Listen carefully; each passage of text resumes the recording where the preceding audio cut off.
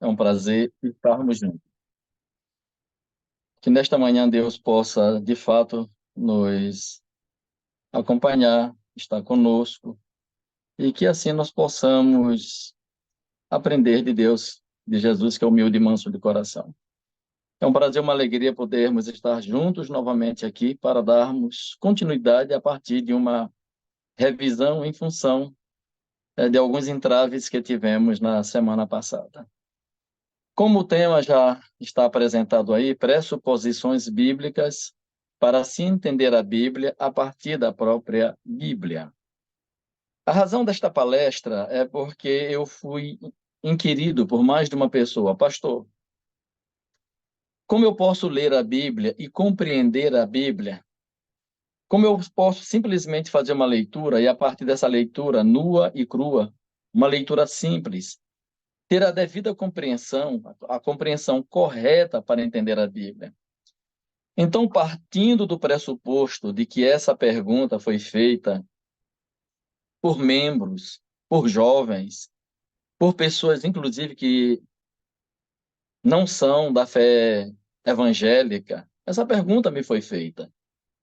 E nessa ocasião me veio essa luz, e essa luz está traduzida agora nesta apresentação que eu faço a partir de agora. Então, neste momento, eu não vou falar para pastores, nem vou falar para teólogos. Eu vou falar para um membro comum da igreja.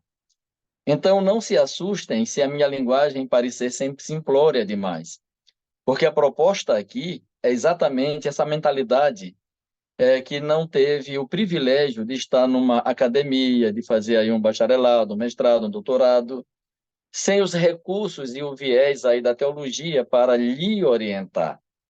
É aquela pessoa que, na sua simplicidade, chega diante da Bíblia, faz a sua oração e diz assim: Senhor, me abençoe, me ajude e a compreender a tua palavra. De fato, essa é a atitude que nós devemos ter ao ir à Bíblia, para que aquele que a inspirou também nos oriente a entendê-la. Então, essa é a proposta. Então, nós temos aqui as pressuposições bíblicas para se entender a Bíblia a partir da própria Bíblia. E nós colocamos aqui como ilustração o sermão recente, um sermão recente do pastor Ranieri. Ele esteve pregando aqui no Adorai, e ele pregou o Salmo 23. E geralmente, quando nós que fizemos teologia pregamos o Salmo 23, costumamos dizer que a palavra nada não consta no original. Olha, o nada não consta no original. E quando nós dizemos isso, nós induzimos o leitor da Bíblia a dizer assim: poxa, eu não tenho teologia, eu não estudei grego, não estudei hebraico.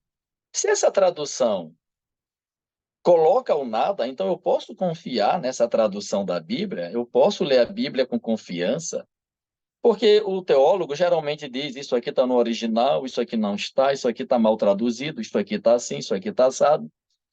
E ficam aí essas incertezas que têm sido geradas em função desse tipo de apresentação. Então a pessoa simples, ela simplesmente pega a Bíblia, lê e lá está: o Senhor é meu pastor, nada me faltará. Mas o pastor Ranieri, ele teve a proeza de apresentar a leitura do Salmo, como todos nós costumamos ler, fazer: o Senhor é meu pastor e nada me faltará, e fazer a devida conexão com o vale da sombra e da morte, e deixar bem claro que quem não falta na nossa vida é o Senhor, é Ele que está conosco como pastor, é Ele que está conosco no vale, é Ele que nos guia, é Ele que prepara alimentos frente a uma guerra, e é Ele que nos recebe eternamente para morar com Ele em sua casa. Então, eu amei a forma da apresentação, porque não precisou apelar para o hebraico. Simplesmente pegando a leitura, ele mostrou que eu não preciso ser cativo do hebraico para chegar a uma pressuposição correta da Bíblia. Porque, certa vez pregando esse salmo, eu fiz a leitura usando o hebraico, dizendo que a palavra nada não existe no original, que, portanto, nós precisávamos fazer uma tradução que levasse isso em conta. E alguém que ouviu meu sermão tinha acabado de chegar de outra igreja. Ele disse, pastor, eu acabei de ouvir esse sermão em outra igreja, uma igreja evangélica. E o autor foi claro, enfático na questão do nada. O Senhor é meu pastor e nada me faltará. Então, se me falta alguma coisa, então há um problema de fé comigo, há um problema espiritual comigo. Lógico, o pressuposto dessa leitura e dessa pregação é a teologia da prosperidade. Mas o fato real é que cristãos sinceros, eles não têm tudo, eles passam por dificuldade. Então, eu achei interessante essa apresentação. E aqui nós apresentamos esses textos bíblicos que você poderá ir às escrituras depois e ver com cuidado. Primeira coisa, Cristo faz um apelo à leitura, a uma leitura da Bíblia. Simplesmente isso. Leiam as escrituras. Vocês nunca leram nas escrituras? Vocês têm lido nas escrituras? Então, essas expressões estão em Mateus 21:42 e 19:4. Leia as escrituras.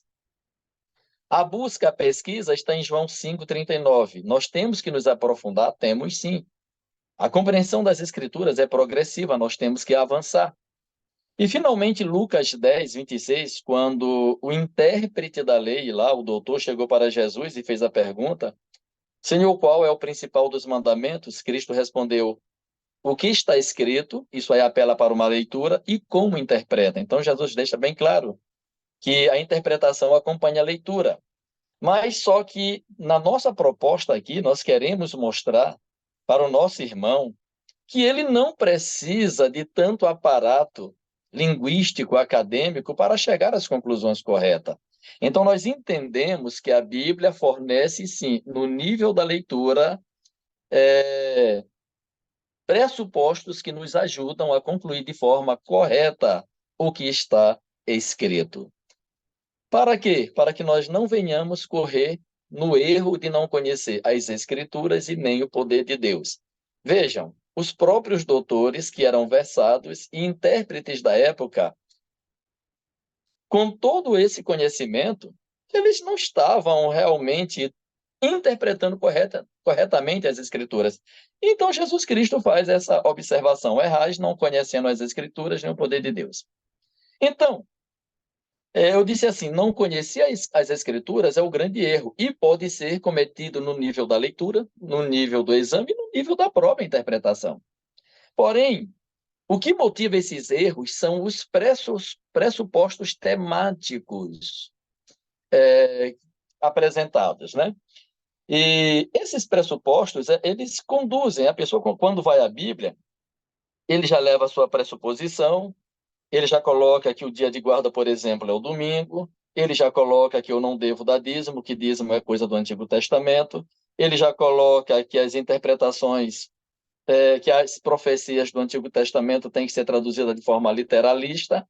E assim, o pensamento que ele tem vai conduzindo a sua forma de ele interpretar as Escrituras.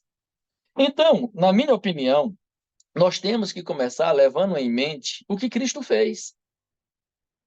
Cristo, para mim, eu coloco aqui ele como um intérprete das Escrituras, modelo para cada um de nós. E no seu livro, o pastor Adolfo deixou isso muito bem claro. Então, meu caro irmão e membro da igreja, você pega a sua Bíblia e vai ler, faça o que Jesus Cristo fez. Jesus Cristo diz no relato bíblico de Lucas 24, versículo 27 e 44, o texto diz que Jesus começou por Moisés, através dos salmos e até os profetas. E aí, em Mateus 5,17, ele repete de uma outra forma, a lei e os profetas. Não cuideis que eu vim revogar a lei e os profetas. Então, o pressuposto de Jesus Cristo para interpretar a Bíblia era a própria Bíblia, e tendo como ponto de partida os livros de Moisés. Só isso. Nada mais, nada menos. E aí, para nós compreendermos a forma de compreender, para entendermos melhor a Bíblia, para chegarmos a um pressuposto correto e assim concluirmos de forma correta, então nós vamos ver o texto primeiramente em perspectiva e depois em prospectiva. Com isto eu quero dizer que nós devemos olhar o texto a partir das origens, a partir do começo, a partir de um mundo sem pecado. E depois em prospectiva, ou seja, já no mundo pecaminoso, olhando de trás para frente e olhando da frente para trás. Existem coisas na Bíblia que só são compreensíveis se você olhar de trás para frente. E existem coisas na Bíblia que só serão compreensíveis se você olhar da frente para trás. Por exemplo, deixa eu tentar fazer uma conciliação que eu vou colocar aqui na frente da apresentação. O que muda depois do pecado? Exemplo, o casamento. Você não pode olhar o casamento simplesmente da perspectiva. Você tem que olhar da perspectiva, que é o ideal, porque o casamento está no mundo antes do pecado. E quando você olha de trás ali, da frente para trás, melhor dizendo, em prospectiva, você olha lá da visão de Jesus, da visão de Paulo, para trás. O interessante é que o casamento se mantém. Como pressuposto apresentado na Bíblia, tem sua origem no Gênesis, mantém-se através da história, e Cristo, ao falar do casamento, ele diz: no princípio não foi assim. Então, o modelo de vida para uma vida a dois, segundo a interpretação de Jesus Cristo, é a visão em perspectiva, ou seja, a origem lá no Éden, que ao olharmos lá da frente para trás, se mantém. Ou seja, o conceito de Jesus nos seus dias é o princípio. Com isso, ele está dizendo que em nossos dias também, o princípio é o mesmo, exatamente como está no Gênesis. Então, queridos irmãos, ao olharmos para esse modelo, que é o modelo que eu estou propondo aqui para nós fazermos uma leitura simples da Bíblia, olhando do ponto de partida para frente, olhando da frente para trás, nós vamos fazer assim uma conexão e ver o que é mantido na Bíblia. A lei é uma obrigação antes do pecado. A lei é uma obrigação durante a história mesmo do pecado. E quando chega em Jesus Cristo, ele diz: não cuideis que eu vim mudar a lei e os profetas. Então, é uma verdade, é uma proposição que começa no mundo antes do pecado, cruza toda a história e nos diz respeito até o fim, até a escatologia final. Então, ao lermos a Bíblia, nós precisamos levar isso em conta. E daí é que entra aquele tema onde foi feita a pergunta: Jesus Cristo é chave para entendermos as Escrituras? Sim, porque ele confirma. E as observações feitas semana passada, eu penso que já foram suficientes para entendermos esse assunto, né? Não é mesmo? Então, temos que também atentar para os termos de ligação e de propósito. Então, nós temos na Bíblia essas preposições, essas conjunções, esses termos de ligação que são importantíssimos. Em, por, com, come, como, conforme, a, para que, a fim de que, porque, e eu coloquei aqui porque, explicativo, porque, justificativo. Isso para nós é importantíssimo. Imagine se o porquê não estivesse no mandamento do sábado. E a primeira vez que o porquê aparece é exatamente em Gênesis 2 e 3, nos dando a razão para guardar o dia de sábado. Dia abençoado, dia santificado, dia de descanso para Deus. Por isso, Deus abençoou, descansou, né? Santificou o dia de sábado, e ali aparece o porquê. Lá no mesmo mandamento, em Êxodo, capítulo 20, versículo 8, a coisa se repete. Porque em 6 dias fez o Senhor os céus, a terra, o mar e tudo que neles há. Por isso, olha aí, ó, por isso abençoou o Senhor o dia de sábado e o santificou. Então, nós precisamos estar atento a isso. No princípio, criou Deus os céus e a terra. Está ali na base, uma pressuposição. Quando você vai para Colossenses capítulo 1, 15 em diante, 15 até 18, você vai encontrar lá Paulo fazendo exatamente isso. Pegando a palavra pegando a palavra princípio e fazendo uma conexão direta com Jesus Cristo. Já apresentando Cristo como o agente da criação de Deus, como Criador, como também está em São João, capítulo 1, versículo 1. Então, meu querido leitor da Bíblia, você vai ler a Bíblia, então faça uma leitura atentiva, mesmo numa tradução simples, comum, e veja que temas estão sendo apresentados para que você possa, através da continuação dessa leitura, que vai ser progressiva até chegar no Apocalipse, que temas vão se repetindo, que temas vão ficando para trás, o que vai ser anulado, o que vai ser cancelado, para que você tenha uma compreensão. Aí tem coisas na Bíblia que vão ser canceladas, com certeza vão ter coisas que vão ser canceladas. Com a entrada do pecado, nós vamos ver isso. Bom, mas antes de chegarmos a esse ponto, vamos ver então algumas pressuposições bíblicas. Bom, isso aqui é apenas para nós termos uma ideia, e não é para esgotar o que Gênesis 1 e 2 e 3 tem a nos dizer, e na sequência o resto do livro. Mas a primeira e maior e principal, para mim, a pressuposição suprema de toda a Bíblia é Deus. Tudo está relacionado com Deus. Deus eterno, e só existe princípio porque existe Deus. Se Deus fosse parte do princípio, então Deus teria sido produto de alguma coisa, ele não é. Ele é apresentado como o Deus eterno, o Deus incriado, o Deus que existe por si mesmo. Então, a primeira pressuposição da Bíblia é Deus. E quando você lê toda a Bíblia, tudo está conectado com Deus. Não existe nada sem Deus. E quando eu digo Deus aqui, eu não estou entrando nos detalhes da doutrina da Trindade, que também é um pressuposto que é apresentado aqui. Quando ele diz, façamos o homem, ali é plural. Plural claro, claríssimo. Pronto, não tem para onde correr. Existe um rabi aí num desses canais do YouTube, ele diz que o Deus apresentado ali em Gênesis 1, de fato é um Deus plural. Eu levo isso em conta porque é um rabi falando e ele é judeu. Só que ele tem um sério problema. Ele coloca os anjos como co-criadores com Deus. Ele diz que o façamos ali no plural é Deus e os anjos, e nós não podemos admitir isso, porque aí entraria outro pressuposto. Se os anjos são co-criadores com Deus, então que problema teria em Satanás querer ser adorado? Porque o princípio da adoração é Deus como criador e depois Deus como o único salvador.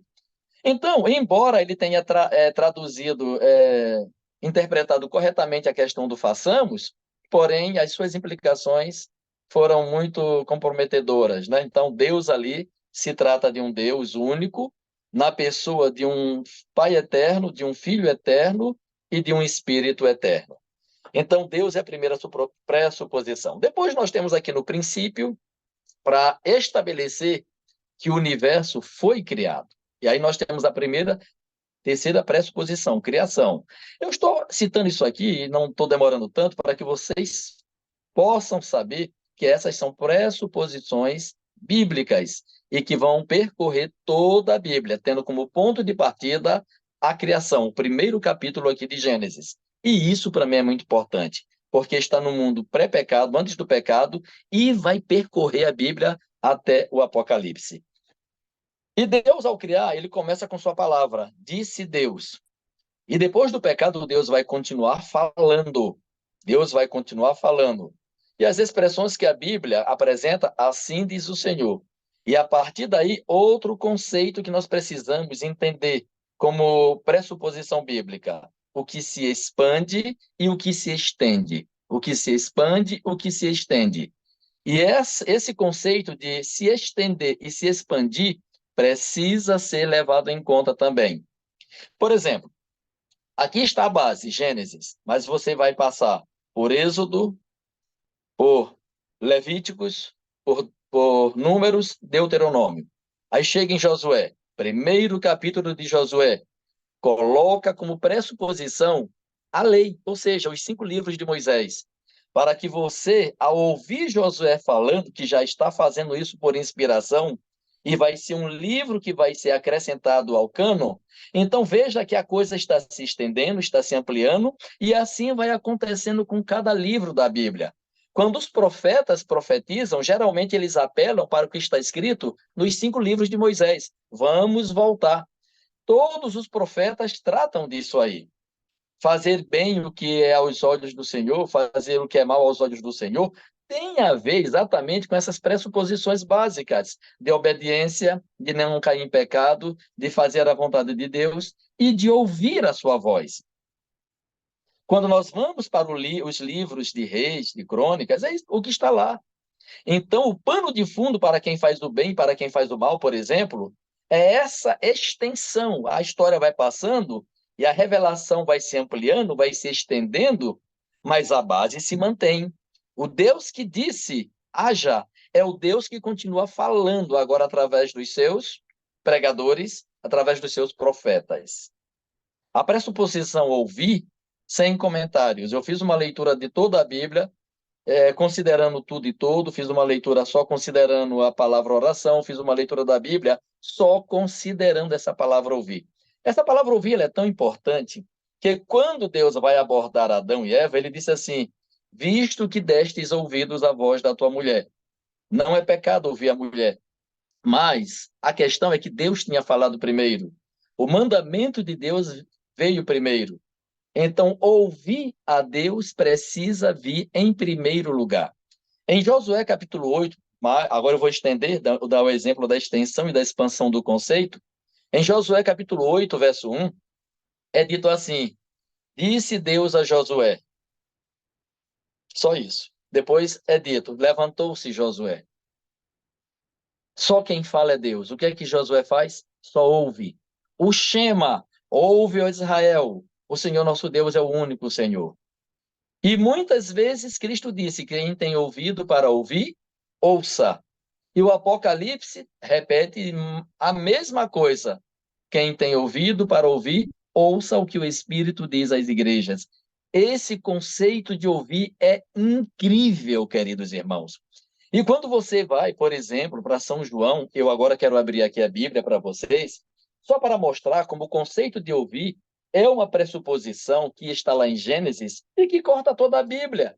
Você pode ouvir isso a partir do ponto de partida, que é Gênesis capítulo 2, e depois cruzar toda a Bíblia e atentar que esse conceito ele cruza.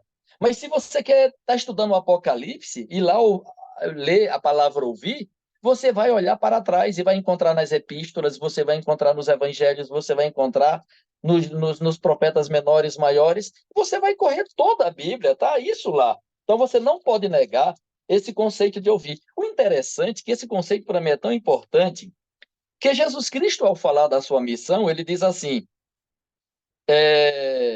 São João, capítulo 14, né? Capítulo 15.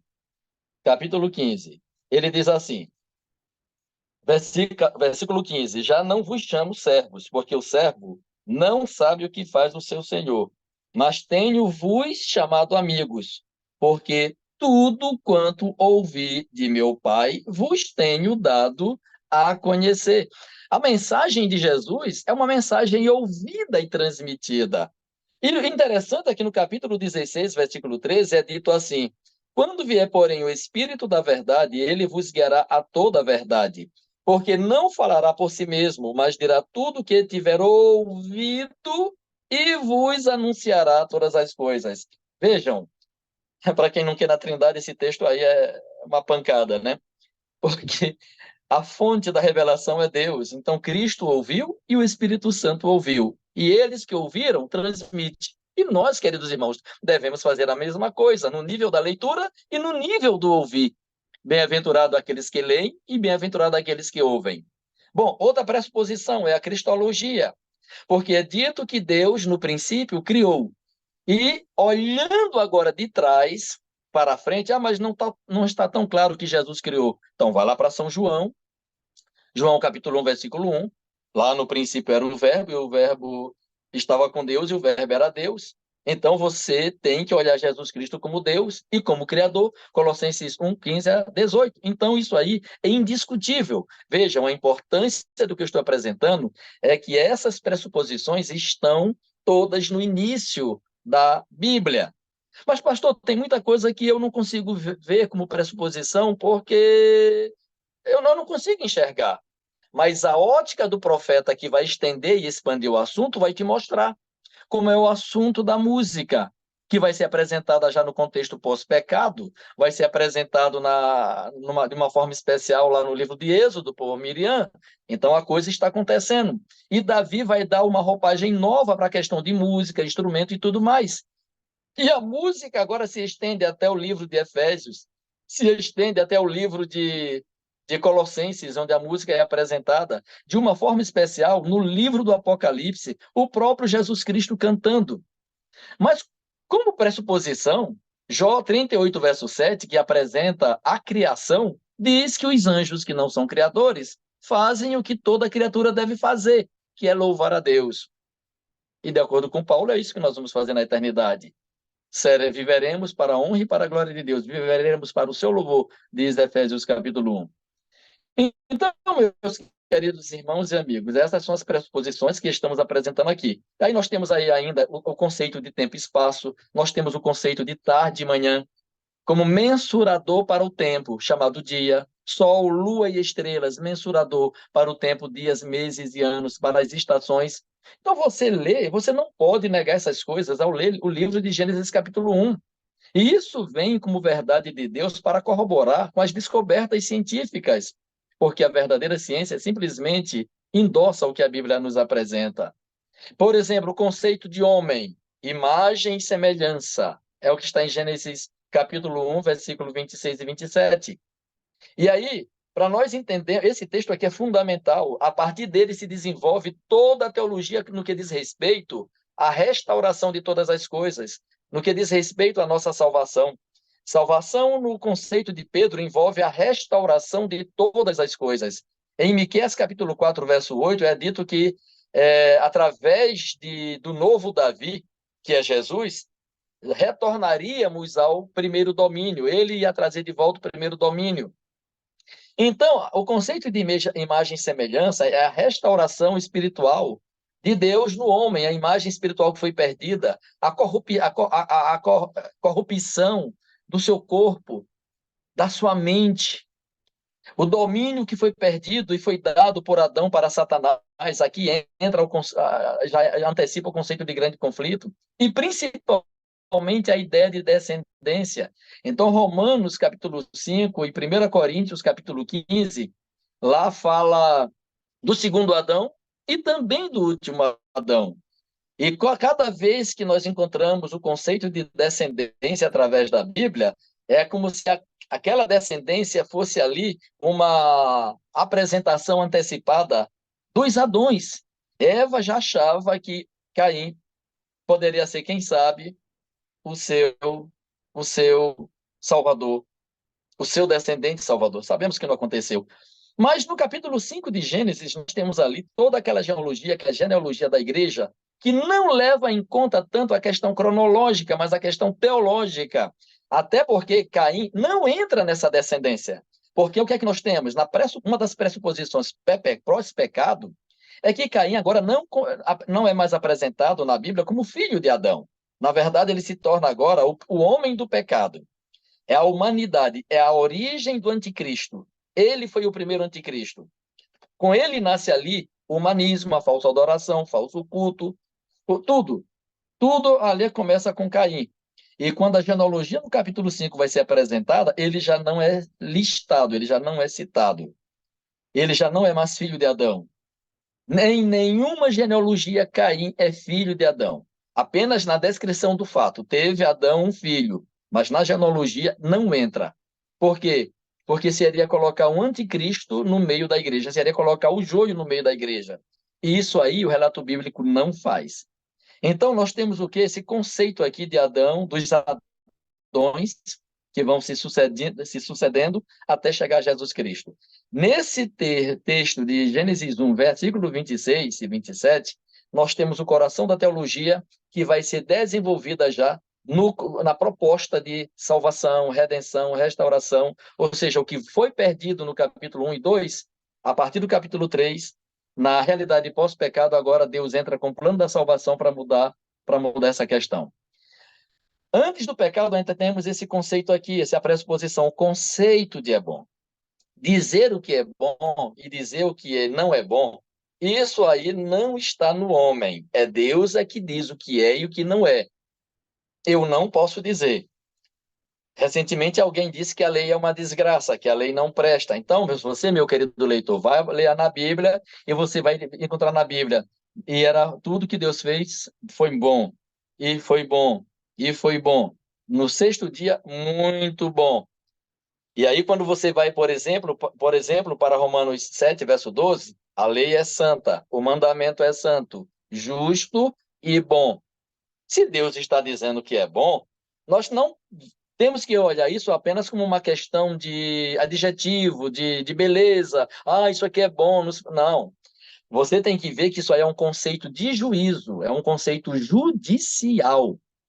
Deus, ao fazer o casamento, ele instituiu o casamento, homem, mulher, e ele disse: muito bom, homem, mulher, união heterossexual. E isso é o que Deus estabelece como bom. Quem é o homem para dizer que agora qualquer outro tipo de relação também é bom? Então não pode ser visto dessa forma. E aí, nesse conceito de bom, nós colocamos o casamento como pressuposto e Jesus mantém, olhando lá da frente para trás, Cristo mantém o princípio, o que foi um pressuposto como ponto de partida, continua sendo o pressuposto no ponto de chegada. Realidade de gênero, viu? Vejam, eu não coloquei aqui ideologia de gêneros, porque a Bíblia não apresenta isso. Apresenta realidade de gênero ideal, macho e fêmea, homem e mulher. E aí nós temos ainda essa pressuposição, a lei de Deus, que ela é apresentada de forma prescritiva, na minha opinião, e de forma descritiva, pelo sim e pelo não, pelo faça e pelo não faça. Deixa eu tentar explicar aqui para vocês. Eu ouvi um vídeo aí do pastor Elias, um pastor aí que tem um canal, ele diz: não existe nenhum mandamento na Bíblia falando do sábado no livro de Gênesis. Não existe lei no livro de Gênesis. Poxa, não existe lei no livro de Gênesis? Por quê que nós não conseguimos ver a lei no livro de Gênesis? Queridos irmãos, a Bíblia toda em si é a lei. É a lei. Porque a Bíblia é o modo de viver do cristão. E aí nós temos leis morais, no caso a lei moral, lei sanitária, lei civil, lei social, lei hiperbólica, lei evangélica, lei ministerial, lei devocional. Veja, você lê no Novo Testamento, orai sem cessar. Está no imperativo, então é lei. Então a lei ela vem de forma prescritiva, então essa é a forma fácil de ver a lei. Mas quando eu vejo José dizendo que não ia cometer aquele pecado, e o pecado era adultério. Quando eu vejo outros dizendo que não iria lançar mão contra o rapaz José lá, no caso Rubem, para não derramar sangue inocente, eu vejo o mandamento não mentirás. Nós precisamos, queridos irmãos, ver na disposição descritiva o que está certo e o que está errado. Nem tudo aquilo que é descritivo está certo. Daí a Bíblia dizer, fez Salomão o que era mal aos olhos do Senhor. Mas é descritivo também, quando eu leio lá no livro de Reis, que Davi foi perfeito em seus caminhos, exceto no caso lá de Urias. E olha que Davi cometeu outros pecados. Mas a Bíblia está apresentando Davi como um camarada espetacular, tendo apenas um pecado que realmente foi contado como o grande pecado da sua vida. Então, o aspecto prescritivo e descritivo, para mim, é importante. Você tem que olhar o mandamento em forma de prescrição: não matarás, não adulterarás, não furtarás. Mas também você tem que olhar no seu aspecto positivo. Lembra-te do dia de sábado. Pena que tem uma palavra ali, que é lembrar, já mostrando que no contexto de pecado, alguma coisa, algum ataque o sábado sofreria. E nós temos que ver também o mandamento pelo sim e pelo não. É como aparece lá no livro de Gênesis. Pelo sim, coma de toda a árvore. Pelo não, não coma da árvore da ciência do bem e do mal. Ali está o mandamento. Ali está o mandamento. Pelo faça e pelo não faça. Faça assim, não faça assim. Deus é claríssimo em fazer esse tipo de abordagem na Bíblia. Então, a lei como prescrição, a lei como descrição, para mim, é válida pelo sim, pelo não, pelo faça e pelo não faça. E isso, a lei de Deus, está lá no livro de Gênesis, capítulo 2, quando é dito: coma e não coma. É assim, não é assim. Faça dessa forma, não faça dessa forma. É prescritiva, e você tem que traduzir o prescritivo no descritivo. Poxa, se não é para fazer, se o descritivo não é para fazer, eu pego Atos capítulo 1, versículo 11, e lá diz que todos estavam reunidos no mesmo lugar, unânimes em oração. Poxa, se isso aí é só para eu saber o que aconteceu e está no texto sagrado, e eu não devo seguir esses exemplos dados, então eu só tenho que pegar aquilo que está em forma de mandamento na Bíblia? Com certeza não. Então, na minha opinião, o que é prescritivo, o que é descritivo, consta também para mim. Vale também para mim. Agora, eu tenho que fazer o quê? O que Paulo nos manda fazer. Ler de tudo, retende o que é bom. E aí nós temos aí, eu já falei um pouco disso, sobre a questão do sábado, né? Questão do sábado, e eu penso que eu vou economizar aqui comentários, porque o sábado realmente está lá. O porquê explicativo do sábado é incrível, e é o sétimo dia, não tem para onde correr, tem o ponto de partida, é um pressuposto antes do pecado, e continua em Êxodo 16, Êxodo 20, e em toda a Bíblia, como sendo tão válido quanto o pressuposto do casamento. A aliança está em Gênesis capítulo 1, versículo 26. E também lá na questão das ordens de Deus, quando Deus dá para Adão o domínio, quando Deus manda que ele cresça e multiplique, ali existe uma aliança. Por quê? Porque ali, Gênesis 2 vai ampliar isso aí, quando nós temos o primeiro casamento. Então, veja, nós temos uma relação de Deus com o homem e do homem com a sua esposa. E eu digo para vocês que esse pressuposto é importantíssimo, porque nenhuma relação na Bíblia, deixa eu repetir, nenhuma relação na Bíblia existe sem aliança. Se existir uma relação na Bíblia sem aliança, ela vai ser pecaminosa. E é por isso que Oséias 6, verso 7 diz que Adão quebrou a aliança. Ah, eu leio aqui o livro de Gênesis e não vejo aliança. Mas olhando agora lá da frente para trás, Oséias vai dizer que Adão quebrou a aliança. E quanto ao santuário como pressuposto, nós temos a palavra plantar, nós temos a palavra jardim do Éden, nós temos a palavra pedras preciosas, isso antes do pecado, o pressuposto está lá. Depois do pecado, nós temos ali a palavra para vestes, que é a mesma palavra que só é usada em Gênesis capítulo 3, quando Deus faz vestes ali para Adão. As vestes ali são vestes sacerdotais, tá certo? E nós não entendemos isso. Bom, aqui já apelaria um pouquinho mais para o conceito de grego e hebraico, até poderia ser. Mas quando você vê o texto ali, no contexto de plantar, que é uma palavra relacionada a plantar um povo, plantar um jardim, o jardim não foi feito, foi plantado. Então, o conceito de plantar, se você depois vai ampliar na Bíblia, está relacionado a algo que Deus traz de um lugar e coloca no outro lugar. Um povo que saiu daqui e que foi plantado na terra de Canaã. É assim que o livro de Êxodo e outros textos da Bíblia coloca, dando a ideia de uma deslocação. E aí leva-nos a pensar da seguinte forma: como eu posso ter certeza disso? Primeiro, o homem não ficou no Éden. Assim como Satanás não pôde ficar no céu, ele foi expulso, Apocalipse 12, verso 9, o homem também não pôde ficar no Éden. Por quê? Porque o capítulo 28 de Ezequiel usa a palavra Éden para o santuário celestial. Então, se Ezequiel 28 usa a palavra Jardim do Éden para o santuário celestial, o que me impede de pressupor que o Jardim do Éden era o santuário, um pedacinho do céu aqui na terra que Deus plantou para Adão. Entendem? O conceito de mordomia é muito fácil de nós captarmos, porque o homem não é dono, o homem é mordomo, e eu não vou demorar muito nisso. Então, alguns pressupostos aqui depois do pecado. Precisamos agora levar em conta o que eu já adiantei nos meus comentários. O que se mantém? Eu coloquei o que se mantém antes do pecado vai se manter depois do pecado. Algumas coisas, como o casamento, como a lei, como o sábado, como o santuário, como a aliança, como ouvir, e eu coloquei aqui um etc, né? Alguém uma vez me disse que etc não diz nada, mas eu coloquei aqui para pro forma, né? Então, isto aqui você tem que ampliar. Você tem que ver o que se mantém antes e o que se mantém depois. E você tem também que prestar atenção no que mudou. O que mudou. Se a serpente, por exemplo, é dito que ela vai se rastejar, isso já pressupõe que talvez ela voasse. O texto sagrado não diz que a serpente voa. Mas ao dizer que ela iria se arrastar, pressupõe que ela não se arrastava.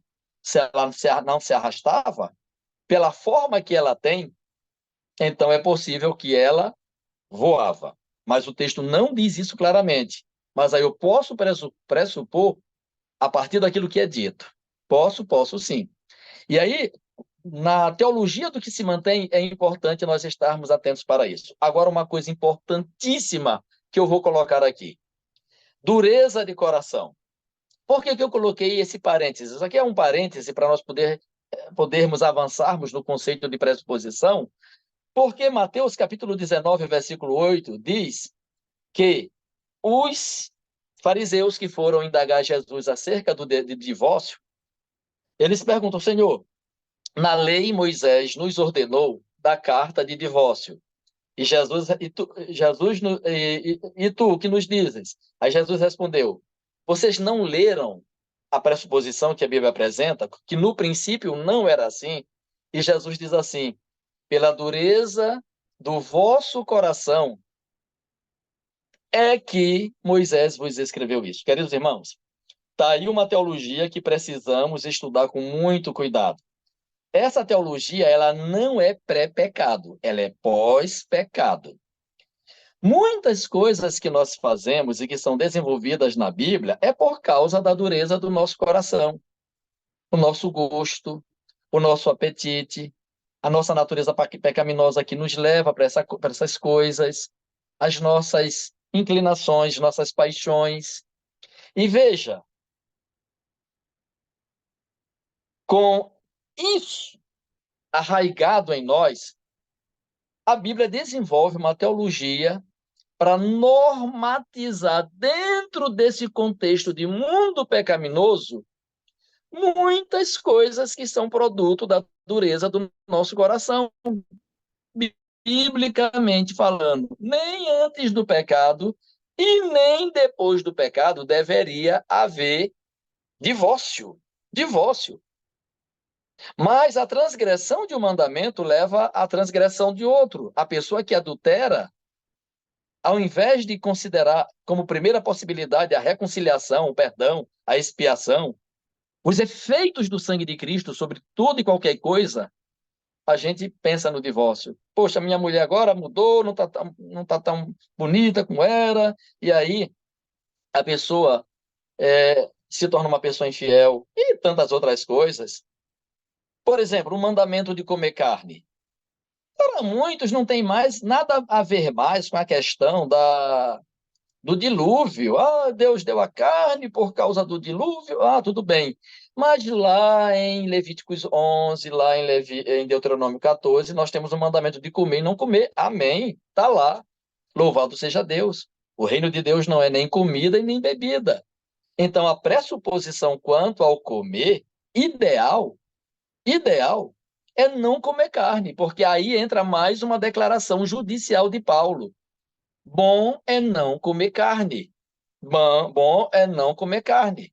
Não é ponto de salvação, não é comer ou não comer que vai determinar muitas coisas, até na minha saúde física, determina sim, muitas coisas. Mas tem um monte de vegetariano aí doente por outras coisas. Então, não faça disso uma regra para dizer. Certa vez um colega me disse: eu estou com câncer e eu sou vegetariano. Por que eu estou com câncer? Vai lá saber. O certo é que estava. Então, meus queridos irmãos, mas isso aí muitas vezes serve de desculpa e como pressuposição para que a pessoa nunca avance no seu estilo de vida, na sua melhoria como estilo de vida. Só isso. Então, muito do que nós fazemos é por causa da dureza do nosso coração. Por exemplo, se eu não fosse duro de coração, seria necessário morrer tantos animais para me mostrar a gravidade do pecado, quão horrível ele é, quão drástico ele é, quão ofensivo ele é. E aí nós encontramos ali na consagração do Santuário de Salomão milhares de animais sendo mortos. Isso é muito desumano, isso é muito cruel. E nós pressupomos que quando Deus fez as vestes para Adão, porque ele tinha saído dali, ele não sabia fazer nada, não sabia fazer nada. Então é dito que Deus o vestiu. E é possível agora uma pressuposição que a Bíblia também não dá, não nos diz. E ao mesmo tempo nos ajuda a inferir que Adão teve que pegar alguma coisa ali, uma pedra, sei lá, e matar um animal, e Deus pegou a pele e o vestiu para que ele não ficasse nu. Daí vem a pressuposição bíblica, está vestido versus está nu, que vai de Gênesis até Apocalipse, até aquela bem-aventurança. Bem-aventurado é aquele que lava as suas vestiduras, que não anda nu, para que não apareça a sua vergonha, a sua nudez. Então, é outra pressuposição, que é pré-pecado e pós-pecado. Por quê? Porque o nudismo na Bíblia é apresentado no pré-pecado, e aí nós agora somos auxiliados por outra pressuposição pós-pecado, que no caso é o dom de profecia. E o dom de profecia ele já vai ser apresentado como um pressuposto pós-pecado para nos iluminar a respeito de muitas coisas que nós temos na Bíblia que a gente não entende. E como pressuposição entra o dom de profecia. E o dom de profecia na pessoa de Ellen White diz o quê? Adão, antes do pecado, e Eva eram vestidos por luz, a luz da glória de Deus. Então, embora o texto diz que eles estavam nus, é num contexto de nudismo pós-pecado. Mas mesmo assim eles tinham a glória de Deus em volta deles. Gênesis 3, verso 15, essa pressuposição trata aí do grande conflito. Grande conflito. Porém, inimizade. Deus é que coloca inimizade. Simplesmente isso. E eu não vou avançar porque a questão do grande conflito serve de pressuposto para tudo que vai acontecer, de Gênesis 3, verso 15 até o final. Isso aí já mereceria uma palestra só sobre essa questão aí, porque até nossa oração, tudo tem que ser visto no contexto do grande conflito. Certa vez alguém perguntou, por que eu tenho que guardar o sábado? E por que o sétimo dia? Eu sei lá. Eu só sei que é o que a Bíblia diz, então eu só vou obedecer. Por que Deus mandou Naamã, através de Eliseu, se tomar banho 7 vezes no rio? Eu não sei, poderia ter sido só uma, mas ele mandou foi 7. Então, só obedeça. Ah, Deus mandou cantar esse tipo de música, mas eu vou cantar esse outro tipo de música, porque eu estou fazendo de todo o meu coração. Não é fazer de todo o coração, é fazer como Deus mandou. Tudo na Bíblia precisa ser visto da perspectiva do grande conflito, porque o diabo está de olho no que nós fazemos para levantar acusação contra Deus. Olha o teu povo aí fazendo de forma errada. O Senhor mandou carregar a arca no ombro, eles estão carregando no carro. Então, vejam, tudo tem que ser visto sobre essa ótica do grande conflito, e eu não vou entrar nesse assunto porque vai ser o tema da lição do próximo trimestre, que começa a semana que vem. Natureza pecaminosa, Gênesis 3, 22. Lá diz assim, aí entra aquela forma de leitura que foi apresentada pelo pastor Ranieri. Como é que diz o texto de Gênesis 3, 22? Eis que o homem é como um de nós, conhecedor do bem e do mal. Pronto. Nós temos aqui um problema de tradução. Mas, pastor, eu não vejo esse problema de eu não vejo, eu que estou fazendo uma leitura normal. Como é que eu vou interpretar a natureza pecaminosa aqui se o texto não me permite ver isso? Senhores, o doutor Reinaldo Siqueira disse que esse texto, a forma do verbo deveria ser assim: eis que o homem era como um de nós. Ah, mas aí tem que mexer com hebraico, com PhD, doutor Reinaldo Siqueira. E o senhor está nos dizendo que eu preciso ter uma pressuposição sem depender do grego e do hebraico. Eu tenho que ler o texto e entender a coisa correta. Pois bem, vamos fazer o que o pastor Ranieri fez. Será que Deus tem natureza pecaminosa? Não, isso é um pressuposto. Deus é santo, diz a Bíblia. Será que o homem já foi criado com defeito, com natureza pecaminosa? Com certeza também não. E o que é que diz o livro de Gênesis? O homem foi feito à imagem e semelhança de Deus. Então o homem já era semelhante a Deus. Ele já era santo, já era puro, já era inocente. A sua natureza pendia somente para o bem. Então, quando a Bíblia, mesmo com uma tradução que não esclarece tão bem, diz assim: eis que o homem se tornou como um de nós, conhecedor do bem e do mal, Deus não conhece o mal por experiência porque ele é santo. Mas ao usar essa frase, conhecedor do bem e do mal, já coloca o homem dentro de uma sintonia pecaminosa. Porque o homem passa a conhecer o mal não como teoria. Como teoria, Deus disse para ele: olha, no dia em que você comer, você vai morrer. Mas quando ele experimentou, aí ele viu que é bom para tosse, como nós estamos experimentando até hoje. Então, esse conceito de natureza pecaminosa já aparece em Gênesis 3:22 e vai correr toda a Bíblia. Toda a Bíblia. Daí a razão do descendente vir para mudar essa história. Fazer a coisa certa. Esse conceito de fazer a coisa certa nessa pressuposição pós-pecado tem que ser levado o quê? Adoração. Onde? No santuário. Quem? O sacerdote ou primogênito. Como? Como Deus mandou. Pronto. Será que eu preciso avançar nisso? Então, quando você for ler a Bíblia, pega essa pressuposição pós-pecado. Pré-pecado era para Adão ter feito a coisa certa, fez a coisa errada. Onde? Lá na árvore da ciência do bem e do mal. Quem? Adão. Como? Comendo do que ele não deveria comer. Pronto. Aí Adão recebe a promessa, Gênesis 3:15. Recebe a promessa, Gênesis 3:15. E aí, ao receber a promessa, Gênesis capítulo 4 nos pressupõe, nos faz inferir e ter a pressuposição de que fazer a coisa certa tem a ver com culto e adoração. Por quê? Porque o cenário de Gênesis 4 ali, de 1 a 7, é o culto, é o cordeiro, é o primogênito que era Caim fazendo tudo errado, levando o sacrifício errado, fazendo as coisas erradas. E quando Deus diz assim, olha, se você fizer a coisa certa, você vai ser aceito. O que era fazer a coisa certa? Era ele e a porta. Eis que o pecado jaz à porta. O pecado ali, queridos irmãos, a palavra pecado ali não está no masculino. Infelizmente, agora eu vou apelar mais uma vez para o hebraico. Ah, mas como é que eu vou chegar a essa conclusão? Não precisa do hebraico. Eu estou só ampliando aqui o conhecimento para você entender o que é fazer a coisa certa. Mas sem um hebraico, eu já posso concluir que fazer a coisa certa é oferecer o cordeiro que Deus mandou e fazer o culto como Deus ordenou.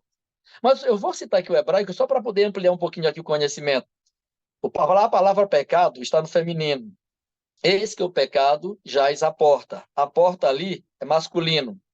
Então, a é uma referência a alguma outra coisa.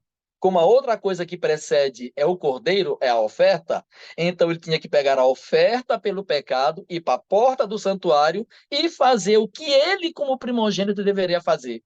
Ah, o seu desejo será contra ti. A palavra contra ti é uma referência de Abel, que não significa contra no sentido de confronto, mas também pode ser lido como para contigo. Aí o hebraico mais uma vez nos ajuda.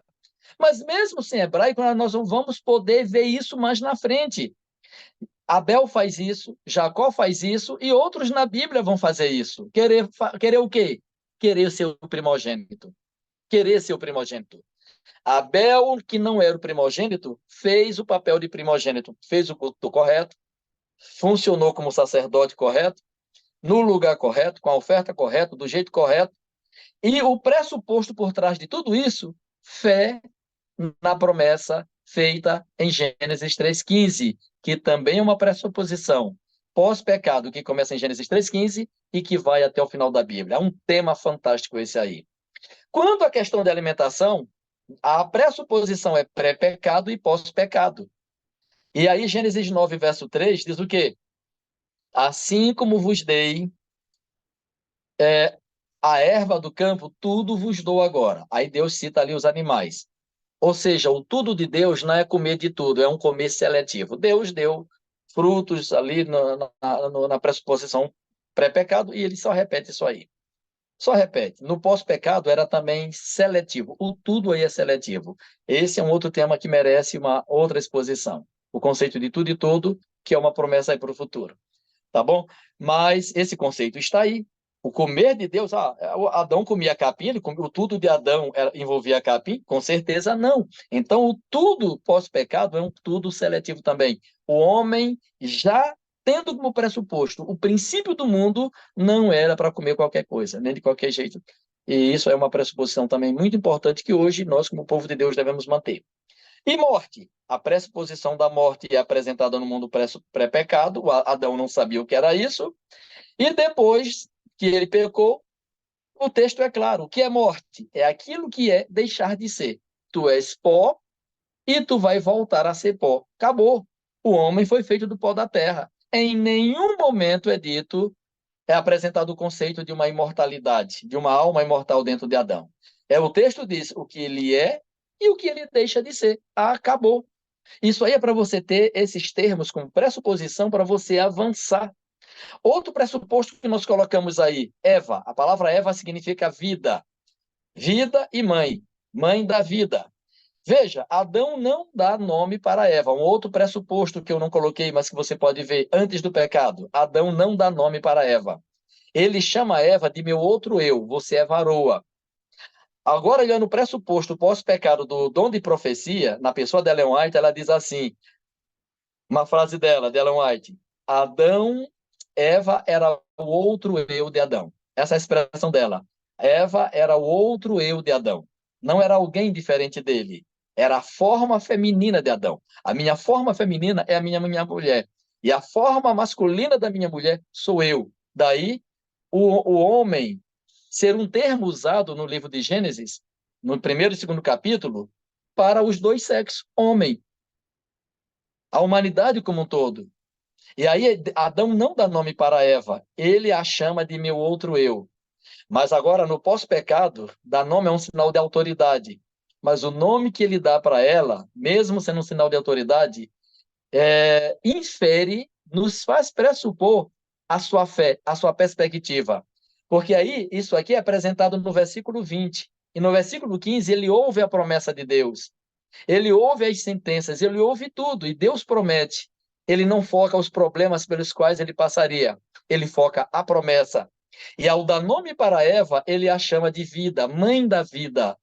Ou seja, uma perspectiva de fé no Messias.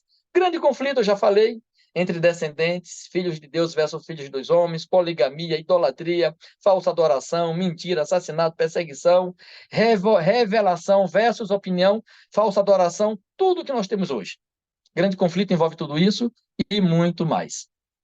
E aí nós temos ainda a apresentação da serpente, que é tratada em toda a Bíblia de uma forma especial no Apocalipse.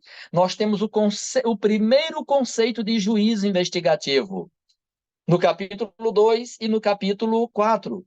Tanto no capítulo 3, melhor dizendo, no capítulo 3, 4. Juízo investigativo, Adão, Deus buscando Adão. Um Deus onipresente, onisciente, buscando, procurando Adão? Sim. Por quê? Conceito de juízo. Adão, onde estás? Investigativo. Maldita é a terra por tua causa. Determinativo. Ela te produzirá abrolhos e espinhos. Determinativo. E o executivo? É só você colocar a mão na roseira, que você vai ver o executivo lá, o espinho furando o seu dedo. Simples. Juízo. Gênesis capítulo 4. A mesma coisa. Sem tirar, sem botar. A mesmíssima coisa. Então, o que é que nós temos ali? Caim, cadê teu irmão? Investigativo. Caim, maldito será quem te matar. Sobre ti eu vou jogar essa punição. Determinativo. Qual foi a punição? Não sabemos, mas aconteceu. Executivo. Não sabemos. Nós conjecturamos, mas a Bíblia também não diz. É especulativo. Pregação. Pregação, nós temos o que agora, queridos irmãos? Eu repito Gênesis 4:7. Porque se Abel está fazendo a coisa certa, é porque Adão pregou para ele. Adão pregou para ele. 2 Pedro 2, verso 5, nós temos o quê? Nós temos Pedro apresentando Noé como pregador de justiça. Então, a pregação expandiu e estendeu a promessa feita por Deus lá em Gênesis 3:15. Dom de profecia, eu até já citei, mas Judas 1,14 coloca o quê? Enoque, o sétimo depois de Adão, profetizando, inclusive, já a segunda vinda de Cristo. A segunda vinda de Cristo já é pressuposta, queridos irmãos. Eu não consigo ver dom de profecia em Gênesis capítulo 3, nem em Gênesis capítulo 4. Sim, a revelação escrita vem séculos depois. Mas ao lermos Judas, nós vamos agora pressupor, olhando lá da frente para trás, que já era um fato, que tem como ponto de partida os pressupostos iniciais ali de Gênesis, logo após o pecado. E a segunda vinda de Enoque, profetizando aí a segunda vinda de Cristo, certo? E com isto, queridos irmãos, a apresentação se expande, se estende, e aqui nós desejamos o nosso melhor para você. Esperamos que essa apresentação venha a ser útil. Obrigado pela presença de vocês. E aqui nós findamos com a nossa apresentação, apresentando aí o nosso Instagram e apresentando também o nosso canal no YouTube, para aqueles que têm interesse em acompanhar essa palestra que será levada para esse canal, tá bom? Que Deus os abençoe e um bom dia a todos.